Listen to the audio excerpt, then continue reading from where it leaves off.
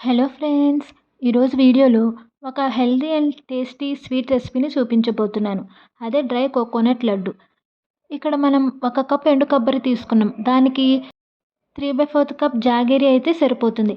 బెల్లం వేసుకొని ఒక 1/4 కప్ వాటర్ పోసుకొని ఆ బెల్లం మొత్తం కరిగేదాకా మరిగించుకోవాలి. అందులోనే కొద్దిగా యాలకుల పొడి కూడా వేసుకోండి.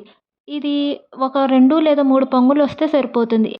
అందులోనే 1 టేబుల్ స్పూన్ నెయ్యి కూడా వేసుకొని ఇందాక మనం తురిమి పెట్టుకున్న కొబ్బరి కూడా వేసుకోండి.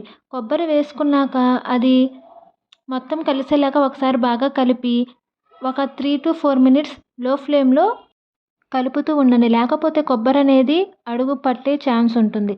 ఇప్పుడు అందులోనే ఒక హాఫ్ కప్ పాలు కూడా వేసుకోండి. ఈ పాలనేవి కాచి చల్లార్చిన పాలు తీసుకోండి. పచ్చి పాలు కాదు.